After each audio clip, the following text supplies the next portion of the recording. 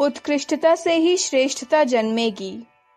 मनुष्य अपने भाग्य का निर्माता आप है। इस विश्वास के आधार पर मेरी मान्यता है कि मैं उत्कृष्ट बनूंगा और दूसरों को श्रेष्ठ बनाऊंगा तो युग अवश्य बदलेगा। हमारा युग निर्माण संकल्प अवश्य पूर्ण होगा। परिस्थितियों का हमारे जीवन पर प्रभाव पड़ता है। आसपास का जैसा वातावरण होता है वैसा बनने और करने के लिए मनोभूमि का रुझान होता है और साधारण स्थिति के लोग उन परिस्थितियों के ढांचे में ही ढल जाते हैं। घटनाएं हमें प्रभावित करती हैं। व्यक्तियों का प्रभाव अपने ऊपर पड़ता है। इतना होते हुए भी यह मानना पड़ेगा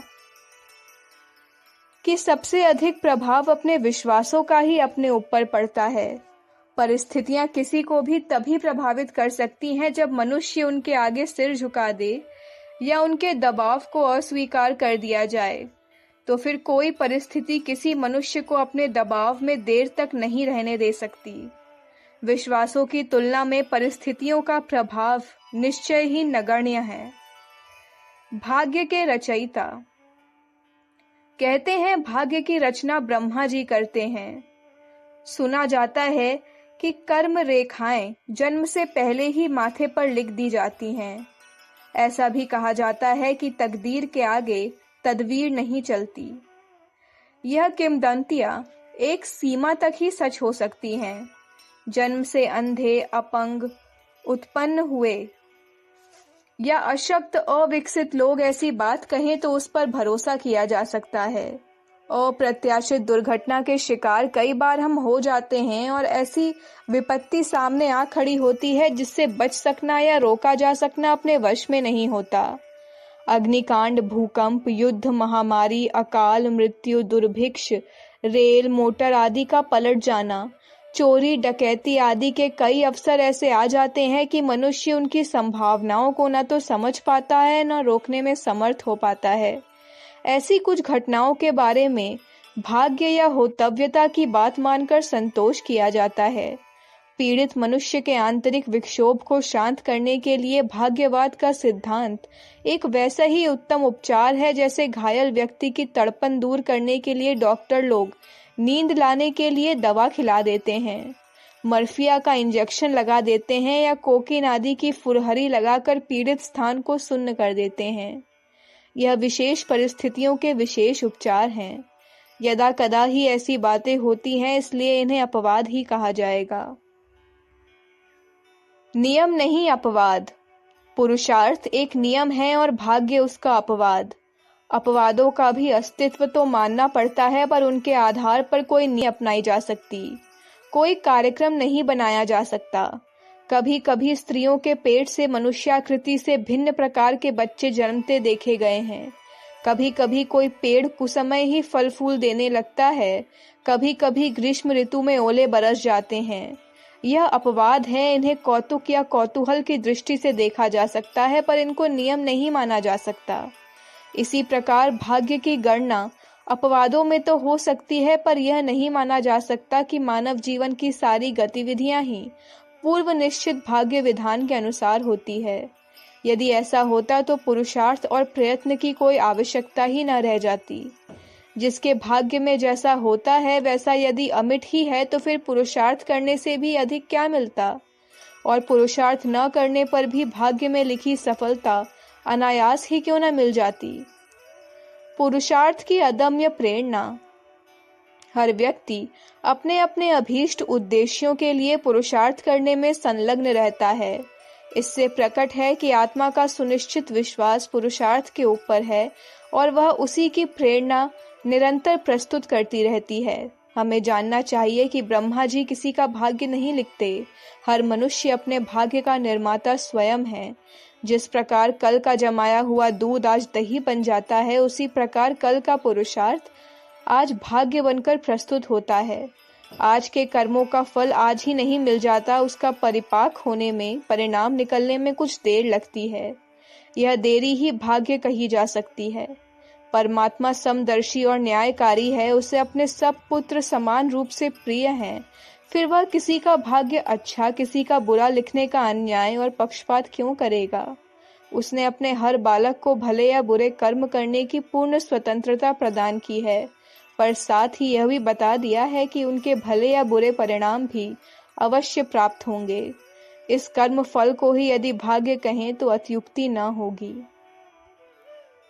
उलझनों का सुलझाव। हमारे जीवन में अगणित समस्याएं उलझी हुई गुत्थियों के रूप में विकराल वेश धारण किए सामने खड़ी हैं।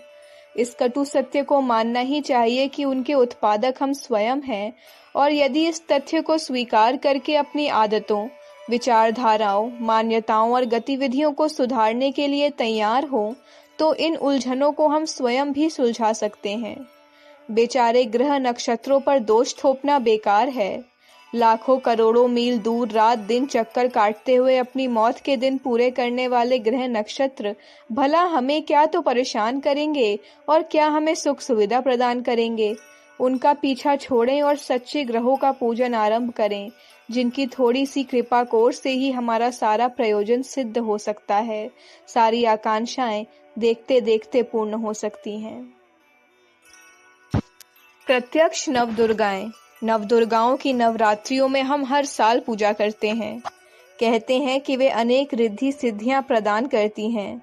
सुख सुविधाओं की उपलब्धि के लिए उनकी कृपा और सहायता करने के लिए विविध विधि साधन पूजन किए जाते हैं। जिस प्रकार देवलोक में निवासिनी नवदुर्गाएं हैं, उसी प्रकार भूलोक में निवास करने वाली हमारे अत्यंत समीप शरीर और मस्तिष्क में ही रहने वाली 9 प्रत्यक्ष देवियां भी हैं, और उनकी साधना का प्रत्यक्ष परिणाम भी मिलता है। देवलोक वासिनी देवियों के प्रसन्न होने और न होने की बात संदिग्ध भी हो सकती है, पर शरीर लोक में रहने वाली इन देवियों की साधना का श्रम कभी भी व्यर्थ नहीं जा सकता।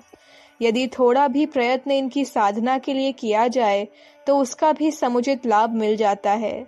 हमारे मनः क्षेत्र में विचरण करने वाली इन 9 देवियों के नाम हैं आकांक्षा, विचारणा, भावना, श्रद्धा, निष्ठा, प्रवृत्ति, क्षमता, क्रिया, मर्यादा।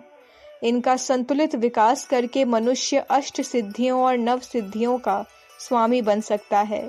संसार के प्रत्येक प्रगतिशील मनुष्य को जाने या अनजाने में इनकी साधना करनी ही पड़ी है, और इन्हीं के अनुग्रह से उन्हें उन्नति के उच्च शिखर पर चढ़ने का अवसर मिला है। उत्कृष्टता से श्रेष्ठता का जन्म।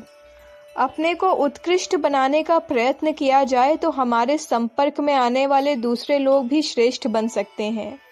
आदर्श सदा कुछ ऊंचा रहता है और उसकी प्रतिकृति कुछ नीची रह जाती है। आदर्श का प्रतिष्ठापन करने वालों को सामान्य जनता के स्तर से सदा ऊंचा रहना पड़ता है। संसार को हम जितना अच्छा बनाना और देखना चाहते हैं, हमें उसकी अपेक्षा कहीं ऊंचा बनने का आदर्श उपस्थित करना पड़ेगा। उत्कृष्टता ही श्रेष्ठता उत्पन्न कर सकती है। परिपक्व शरीर की माता छोटे बच्चे का प्रसव करती है।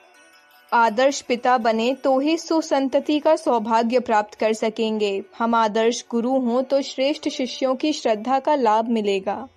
यदि हम आदर्श पति हों तो ही पतिव्रता पत्नी की सेवा प्राप्त कर सकेंगे। शरीर की अपेक्षा छाया कुछ कुरूप ही रह जाती है। चेहरे की अपेक्षा फोटो में कुछ न्यूनता ही रहती है। हम अपने आप को जिस स्तर तक विकसित कर सके होंगे, हमारे समीपवर्ती लोग उससे प्रभावित होकर कुछ ऊपर तो उठेंगे, तो भी अपनी अपेक्षा कुछ नीचे रह जावेंगे। इसीलिए हम दूसरों से जितनी सज्जनता और श्रेष्ठता की आशा करते हों, उसकी तुलना में अपने को कुछ अधिक ही ऊंचा प्रमाणित करना होगा। हमें हर चंद यह याद रखे रहना होगा कि उत्कृष्टता के बिना श्रेष्ठता उत्पन्न नहीं हो सकती। सक्रिय शिक्षण ही आवश्यकता। लेखों और भाषणों का युग अब बीत गया। गाल बजाकर, लंबी चौड़ी डींग हाँक कर या बड़े बड़े कागज काले करके संसार के सुधार की आशा करना व्यर्थ है। इन साधनों से थोड़ी मदद मिल सकती है, पर उद्देश्य पूरा नहीं हो सकता। युग निर्माण जैसे महान कार्य के लिए तो यह साधन सर्वथा अपर्याप्त और अपूर्ण है। इसका प्रधान साधन यही हो सकता है कि हम अपना मानसिक स्तर ऊंचा उठाएं, चरित्रात्मक दृष्टि से अपेक्षाकृत उत्कृष्ट बने। अपने आचरण से ही दूसरों को प्रभावशाली शिक्षा दी जा सकती है। गणित, भूगोल, इतिहास आदि की शिक्षा में कहने सुनने की प्रक्रिया से काम चल सकता है, पर व्यक्ति निर्माण के लिए तो निखरे हुए व्यक्तित्वों की ही आवश्यकता पड़ेगी। उस आवश्यकता की पूर्ति के लिए सबसे पहले हमें स्वयं ही आगे आना पड़ेगा। हमारी उत्कृष्टता के संदर्भ में संसार की श्रेष्ठता अपने आप बढ़ने लगेगी। हम बदलेंगे तो युग भी जरूर बदलेगा और हमारा युग निर्माण संकल्प भी अवश्य पूर्ण होगा। आज ऋषि मुनि नहीं रहे जो अपने आदर्श चरित्र द्वारा लोक शिक्षण करके जनसाधारण के स्तर को ऊंचा उठाते। आज ब्राह्मण भी नहीं रहे जो अपने अगाध ज्ञान, वंदनीय त्याग और प्रबल पुरुषार्थ से जनमानस की पतनोन्मुख पशु प्रवृत्तियों को मोड़कर देवत्व की दिशा में पलट डालने का उत्तरदायित्व अपने कंधों पर उठाते। वृक्षों के अभाव में एरंड का पेड़ ही वृक्ष कहलाता है। हम अखंड ज्योति परिवार के परिजनों अपने छोटे छोटे व्यक्तियों को ही आदर्शवाद की दिशा में अग्रसर करें तो भी कुछ न कुछ प्रयोजन सिद्ध होगा। कम से कम एक अवरुद्ध द्वार तो खुलेगा ही। यदि हम मार्ग बनाने में अपनी छोटी छोटी हस्तियों को जला दें तो कल आने वाले युग प्रवर्तकों की मंजिल आसान हो जाएगी। युग निर्माण के सत्संकल्प का शंखनाद करते हुए हम छोटे छोटे लोग आगे बढ़ चलेंगे तो प्रस्तुत पड़ी हुई युग निर्मात्री शक्तियों को जागरण की आवश्यकता अवश्य होगी।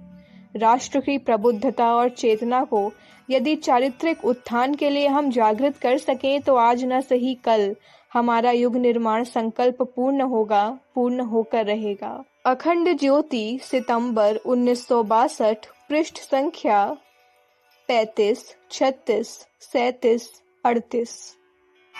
हमारे YouTube चैनल विचार क्रांति दूत अखंड ज्योति पत्रिका को सब्सक्राइब करें एवं अगली वीडियोस प्राप्त करने के लिए बेल आइकन दबाएं। धन्यवाद।